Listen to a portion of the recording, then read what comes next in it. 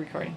Okay, so you think that government doesn't have the kind of experience it needs to run businesses effectively? No, government right now is being run by politicians whose main concern is getting reelected.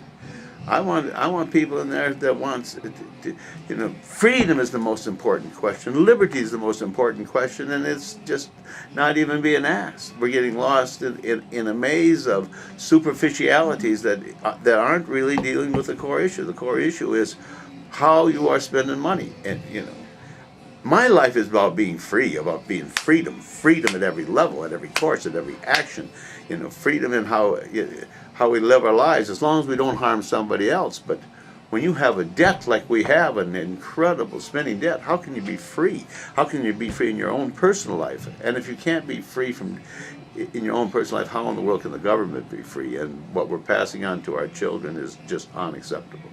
Well, now you've had a bit of experience in your life in business, other than the raid on the teepee from the government.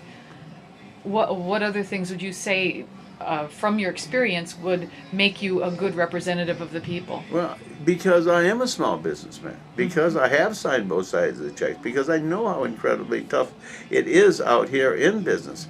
And if the money doesn't come from the private sector, then it's just false money. If you can't create jobs, government jobs, and think that you are creating good for the state, because all you're causing the people out there, the private sector, just more money. So you're saying you would be opposed to government jobs? Is that? I'm opposed to increasing the size of government. Don't come up with a new program, that's going to save the world unless you eliminate one of the old ones that you told me was going to save the world the last time, and has not. We cannot, it's just not, it's always more bureaucracy. It's always, the answer seems to be to adding on more people, more jobs, more departments, more agencies. And, it's now to the point where they are taxing the people that have anything to such a level that they're moving out of our state, the businesses are moving out of our state. We've lost General Motors, we've lost Parker Penn, we've lost Rayovac from the little town over by one. On it goes. The list goes on, because the people cannot afford to do business in the state of Wisconsin, and so that's the key issue for me. How do we get private sector jobs back? How do we attract them? You certainly can't attract them by being one of the highest tax states in the nation. That doesn't attract business. You have to give them an incentive to come back, and I think that is what, I will be very, very attentive to doing what I can do to promote business, getting the common man back to work. Well, have you been able to do that in your capacity as mayor, hold down taxes? As mayor of the city of Toma, I've been mayor for 4 years at two different. The first time I ran against a 3-term incumbent, and I won by a large margin. I didn't run for another 6 years, and then I ran again against another 3-term incumbent. Well, let's go back a little ways there. Something happened in between, didn't it? Well, that was when I ran for governor as libertarian, and then I stepped out of it for a couple of years. But that wasn't your only political. And then there was a young man that wanted to serve on the. He was running as a write-in candidate for the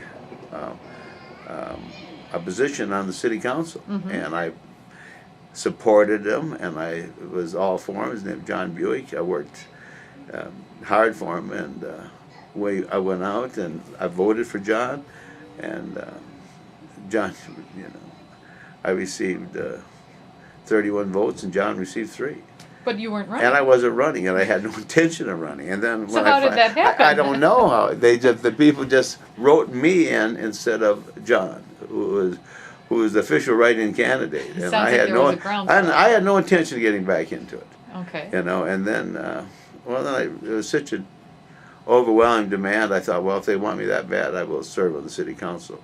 And so I did serve on the council for 2 years, and I didn't like the way the city was headed. It was starting to grow more. It was becoming more government things, and I decided to run for mayor again.